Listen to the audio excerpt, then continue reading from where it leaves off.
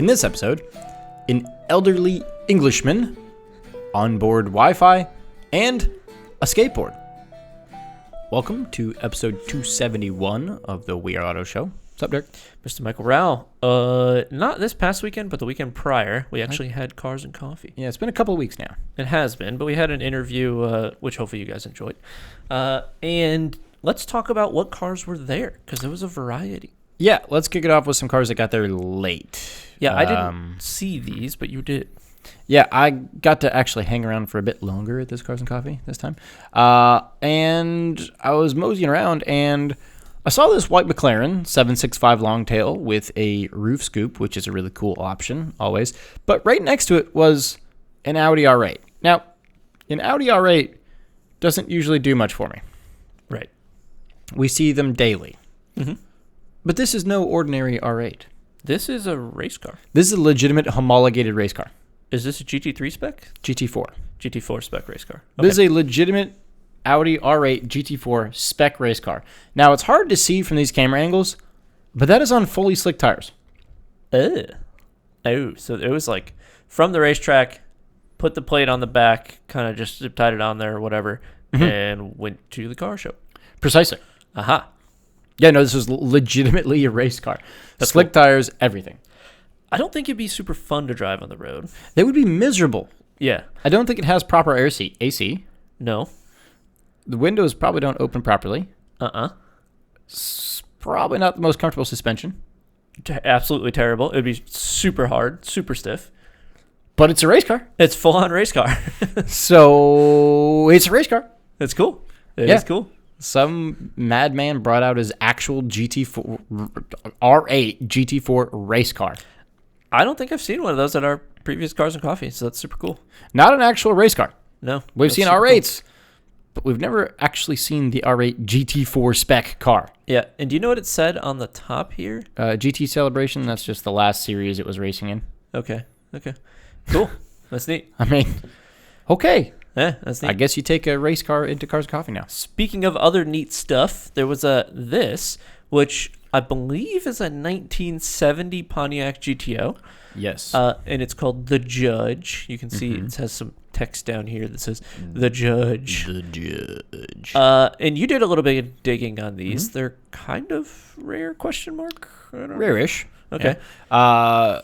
Apparently, at some point, there was one that did sell for $1 million.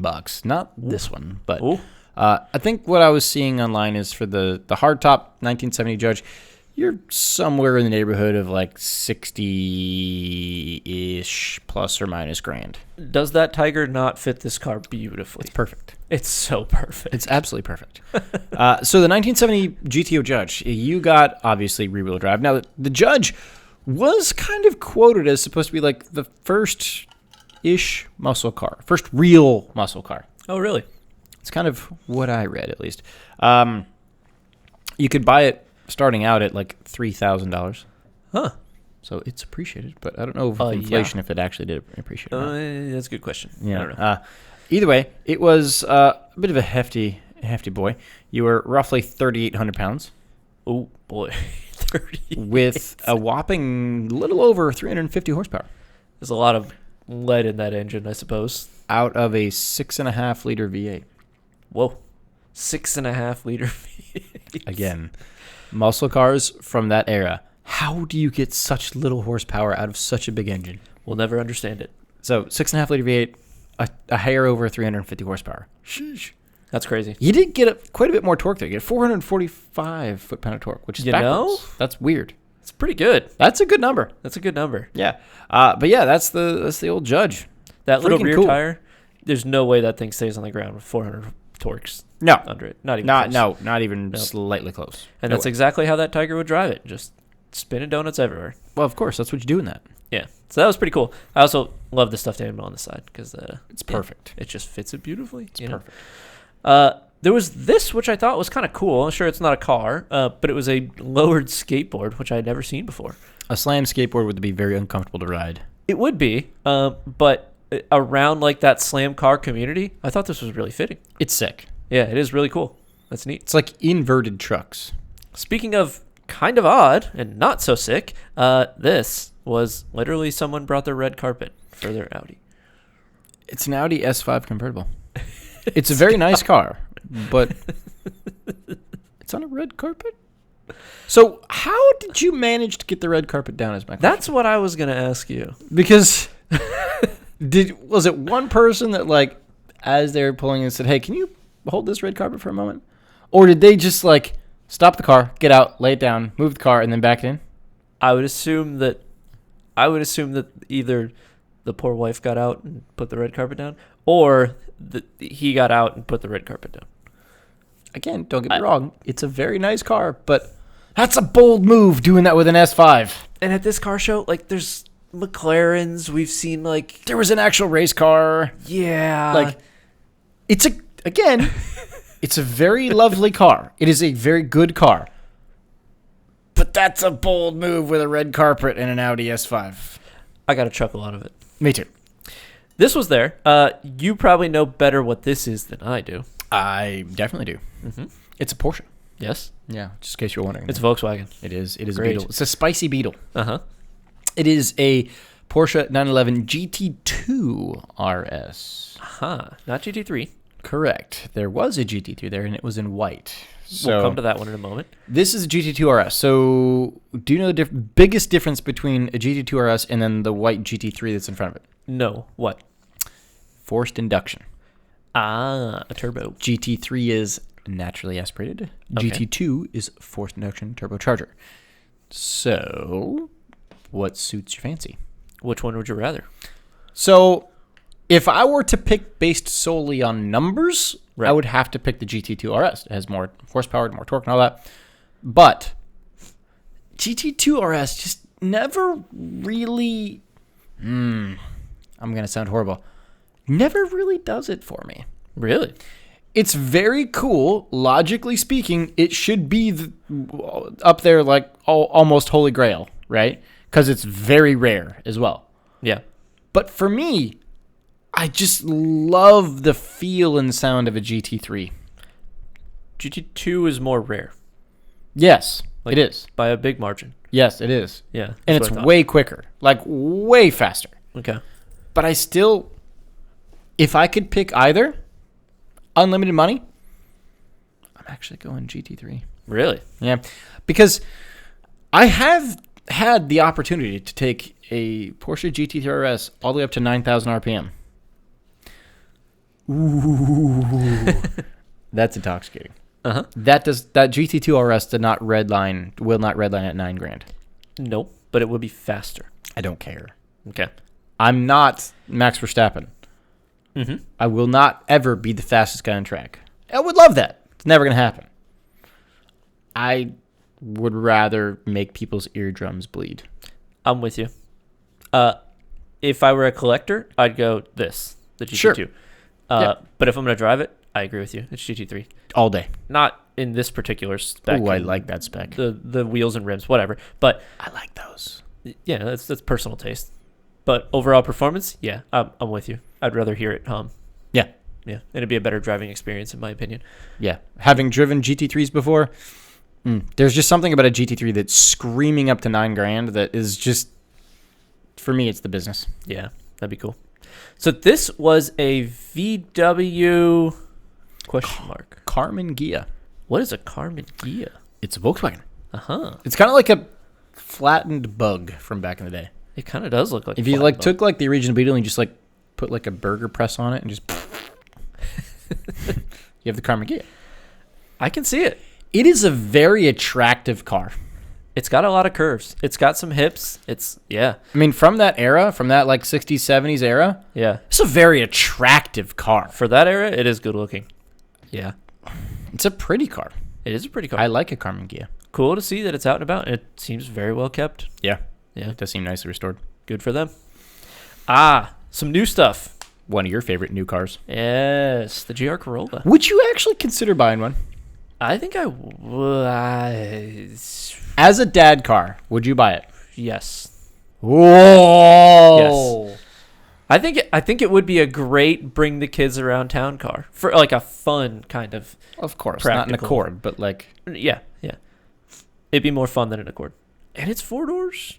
and it's a Toyota, and it's kind of fast. It is front-wheel drive, but No, it's not. It's all-wheel drive. Oh, you're right. It's all-wheel drive. GR4. It's not rear-wheel drive, but it shouldn't be in this hatchback kind of wheelbase anyway. Yeah. As a bit of a dad car, you would rock a GR Corolla? I think so. Would you? Yes, but I have a hard time going away from the Volkswagen brand. Yeah, I was going to say, what are the other options? Golf R, hello, or GTI if you want to be the poor man. Well, you've got the Focus RS or the Focus ST. Well, that's too far used at this point. It's not new anymore. Civic Type R. Did I say that already? Yeah. Right. No, but yeah, that would be a good option. Integra Type S. This seems like an all-rounder. For me, it'd be a tie between the Golf R and the GR Corolla. Yeah. It'd be a tie. Yeah, I can see those two. It was cool to see one there. Not the first time I've seen one, but every time I see one. But I do have to mention, the GR Corolla is so much more striking. In person? Yeah, it's way more, it has way more presence. It's a lot wider and just more aggressive than a Corolla. I love the look of the GR Corolla. I do love it. And it has some proper performance to it, too. Yeah. Which is, like, good. It's punchy. The brakes are, like, racing brakes. Yeah. For some reason. It's fantastic. It's cool. It's cool. So this is a Toyota GR86 that has been modified for the racetrack. So you go from one GR to another. One GR to another. And now you'll see that this one has a big old splitter on the front of it. It has some interesting aerodynamics on the hood.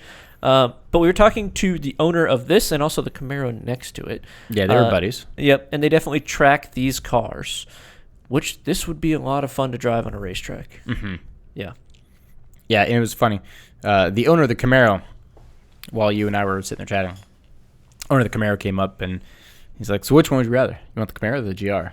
And I was like, oh, honestly, probably the GR. Ooh. I mean, I love the Camaro because of the power and the V8-ness of it, but that would be so light and nimble on track, that little GR. And they were both there and they're like, man.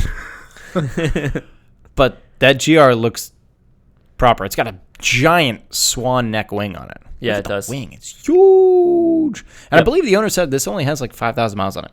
Yep, fairly new, but seems hopefully he keeps it well. I've definitely been taken out to Sebring. We know that for a fact. Yep. We'll probably end up going to Daytona and a couple others around the east coast of the U.S. Yep. Seems like it would be a lot of fun to drive. Now, there was some interesting aerodynamics going on the hood where they have like a little L-shaped bracket right in front of the air, not intake, but exhaust coming out the hood. It's like an outtake of hot air coming out. Yeah. I debate in my head if having that little lip, which is essentially the same thing as like a gurney flap, a reverse gurney flap.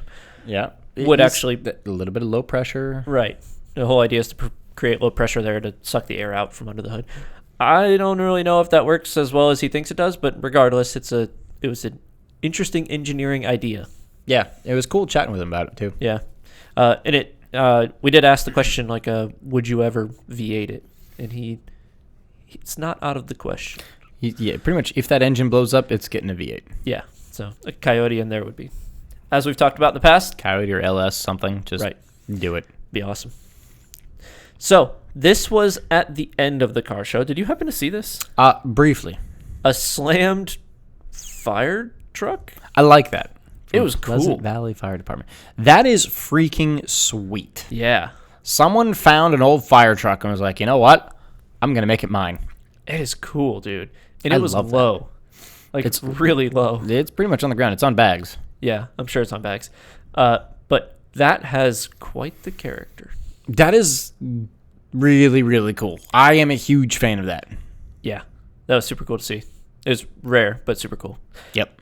Speaking of rare and cool, this was there, which is my car spot of the week, which is a TVR.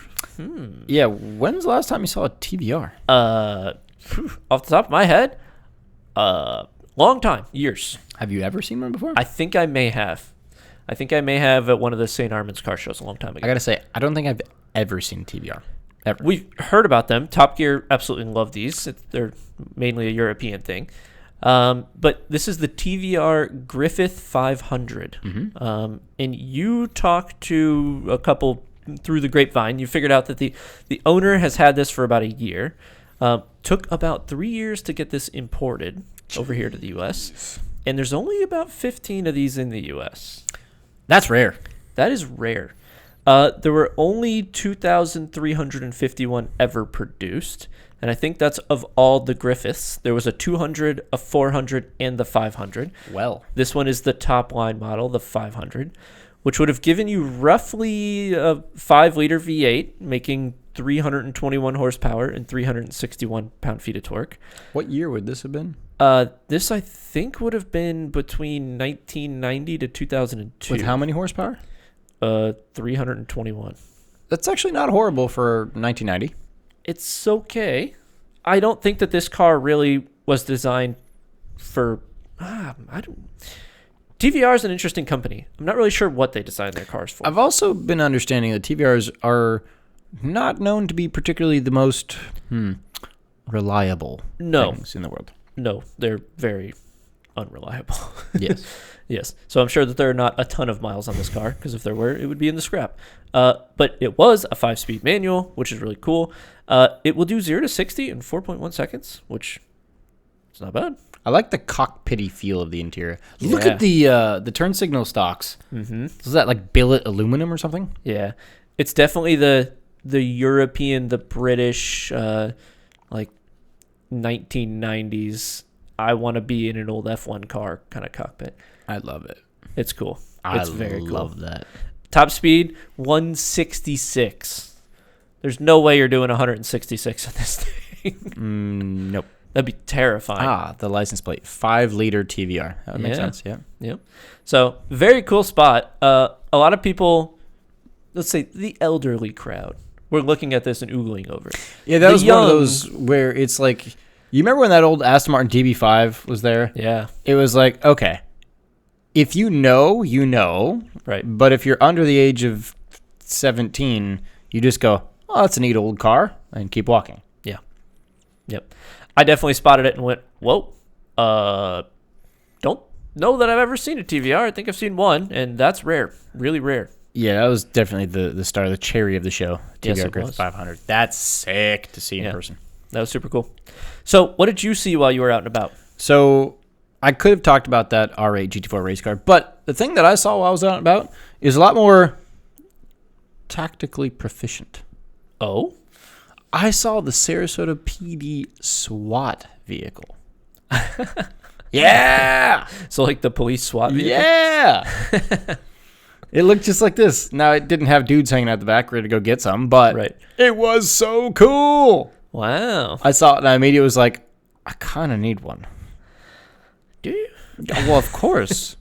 When Do the you need an armored apocalypse vehicle? hits, for the hurricanes and the apocalypse and all of the things. You asked me a while ago, what's the best hurricane response vehicle? May I introduce you to the Lenco Armored Vehicles SWAT thing. You know? Yeah. You won't get looters coming to you there. Nope.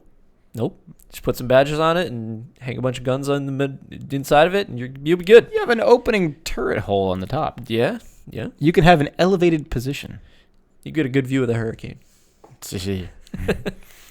Well, as in true Floridian style, I'd probably try to shoot it and make it go away. Uh-huh. Yes. But yeah, Spot of the Week. I'm sure that this did not have a ton of performance figures. I'm sure it's slow as hell. I couldn't even find any performance figures. I literally couldn't find anything about it other than the fact that it's made by Lenco. I think it was probably a Ford, like F350 or 450 underneath. Got to be a diesel. Yep. 0 to 60 eventually. Maybe. Weight, probably 15,000 pounds. You think? Yeah. Yeah, probably. With all the armor that's on it. Yep. Oh, yeah. Yep. Do you think it can do interstate speeds? Do you think it can do 70? No. I don't think so either. I think it'd do 62. Is my guess. Yeah. And that's like foot buried to the floor. Mm-hmm. But who cares? It's a SWAT vehicle. Because if something's in your way, it just won't be for much longer. Nope. It's designed for one purpose, and it does its purpose well. Yeah. I can't believe I saw one on the road. It's just so cool to see it. No, that's super cool. So let's wrap this up with the I wish they would have. Do you have one? I do. And it has to do with the ongoing saga of where I park my car. Oh, tell me. So my work car at home parks under a tree when I get back from work for the day. And in the tree, there happens to be a lovely little family of birds. And those birds do tend to relieve themselves at times. Sometimes on my windshield. But sometimes, much more annoyingly, on my driver's side window. Oh, that's the worst. Yes. It the is front windshield is okay. Damn the worst. Yeah. So I wish that cars had washer fluid jets and wipers that would work on your side windows. I like that. Because the problem is, it was a little bit of a nice morning this morning. I really wanted to roll the window down. But if you roll the window down, you're just smearing shit. You get a giant poo stain from top to bottom. Yes, you do. And there's no, from inside the car, there's no way to clean the bird poo off of the driver's side or passenger side windows. There are other solutions to this problem, but I do like yes, the solution. hunting the birds. Oh, that's what it was. It's not a garage. It's not parking under My a tree. My personal car already stays in the covered parking. This is my work car. Work garage, whatever you want it to be.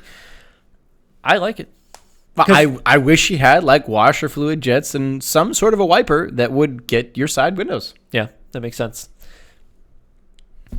Yeah. Engineering wise, it's not going to happen. Never going to happen. But I wish it would. Yep.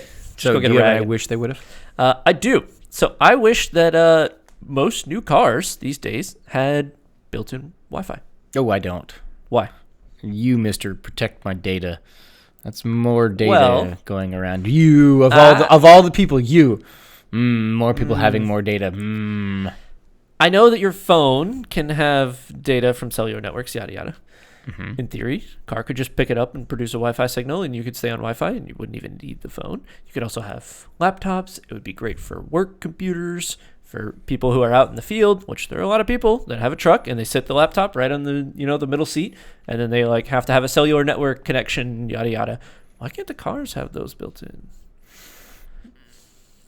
It's more data being... I don't want the car companies having more data than they need. Your privacy has been long gone for a while. I know. What if we put the Starlink stuff up on the top of the vehicle, and it wasn't even related to the vehicle itself. It wasn't through Chevrolet. That's better. It was like, here's internet that can work around the world, anywhere. That's better. Okay. I'm okay with that. And then you just have a router like I have in my house, and it doesn't even have to be a particular ISP router. It could just be something you pick up from Walmart, right? And then just broadcast Wi-Fi. I like that idea better. Okay. I think that they should be built into the vehicles, but I agree with you. Like, having Chevy and Ford build a Wi-Fi module would not go well. No. It would not go well. Especially now. They struggle with Bluetooth, and that's enough. And they can't figure out how to do CarPlay, yada, yada, yada. Yeah. It is a bit of a struggle for them. It is. It is. All car manufacturers are in that problem at the moment. Yes, they are. Yeah. So that's all I've got for episode 271. You got anything else? Nope. It's going to wrap us up. Thanks so much for watching and listening. If you're watching on YouTube, please leave a thumbs up, subscribe to the channel, and drop a comment. Let us know, have you ever seen a TVR Griffith? I bet you haven't. And if you're listening on audio only, send us those thoughts via social. Facebook is We Are Auto. Instagram is We Are Auto _. YouTube is We Are Auto. And our website is weareauto.io. So, thanks again. Catch you guys in the next one. Peace.